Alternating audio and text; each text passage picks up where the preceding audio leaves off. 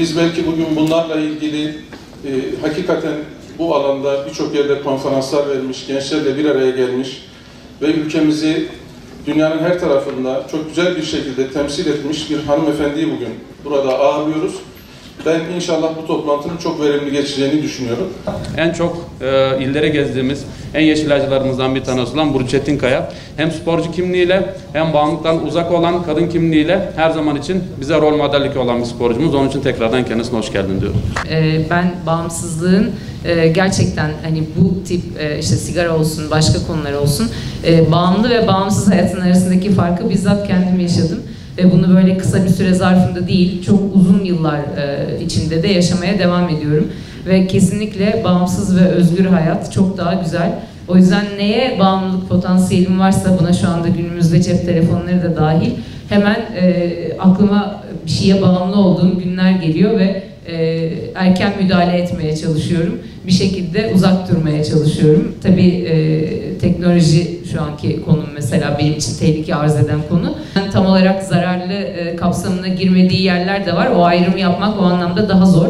Ama bunu da teknoloji oruçları tutarak müdahale etmeye çalıştım. Çok şükür de başarılı oldum. Ondan da kurtuldum gibi. Ama o 6 aylık denememde daha az kararlıydım ve kendime çok güveniyordum. Ben bıraktım. Bir daha da asla içmem diyordum. Sonra bir gün 4. ayın sonunda zaten ben bıraktım ve içmiyorum dediğimde bir arkadaşım bir sigara uzattı ve dedim ki ben buradan bir nefes alacağım. Nasılsa ben gayet iradeliyim, içmemeyi de başardım. Bundan da içmem dedim. Ve o bir nefes olmaz dediniz. Aynen. O nefes tekrar içmeme sebep oldu. İkinci bıraktığımdaki tek fark çok kararlıydım.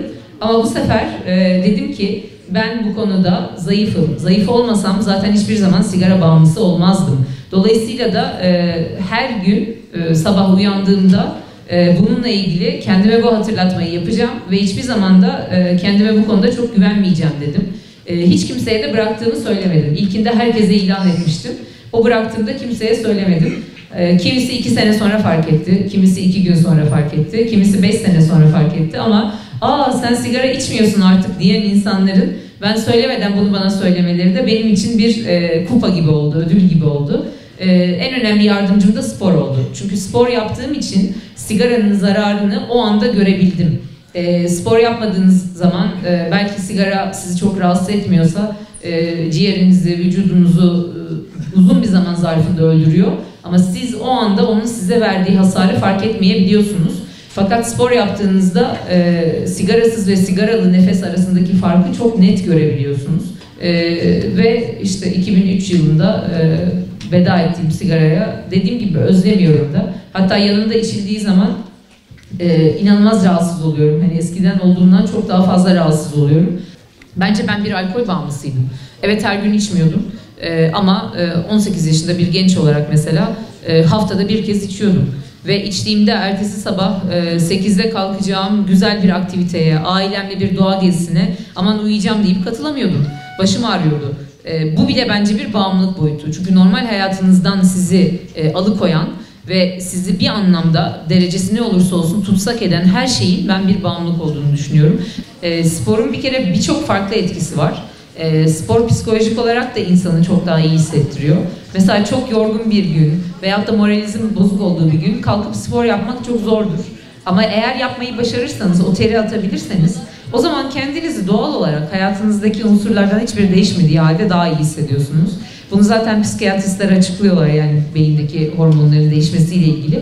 Ama bunun haricinde bağımlılıklar da aynı şekilde ters bir etki yapıyor. Yani o bağımlı olduğunuz maddeyi hayatınızdan çıkardığınız an veyahut o maddenin etkisi geçtiği an vücut kendine geliyor ve birçok şey eksilmiş olarak kendine geliyor. Spor bu eksiklikleri tamamlamak anlamında çok önemli bir ilaç. 2 dediğim gibi insana gerçek yaşamın, nefes almanın ne kadar güzel bir şey olduğunu daha şiddetli bir şekilde hatırlattığı için o anlamda da maddeden uzak durmanıza dair önemli bir caydırıcı etken oluyor. Bunun haricinde de sporla uğraşan insanlar genelde sadece spor değil bu arada, buna sanatı da ekleyelim. Yani bir uğraşı olan insanları boşluğa düşürmek daha zordur. Hayatta bazen bizi boşluğa iten olaylar yaşayabiliyoruz maalesef. Ne kadar inançlı olursak olalım yine yaşayabiliyoruz. Tabii ki maneviyatımızın kuvvetli olması bu anlamda bir önemli bir zırh.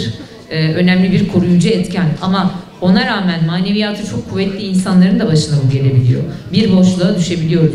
O anlamda hayatımızda spor, sanat, uğraşacak şeylerin olması, bir uğraşacak etken olması bu tip kötü alışkanlıklara belki de başlamamızı bile engelleyecek derecede güçlü bir koruma diye düşünüyorum.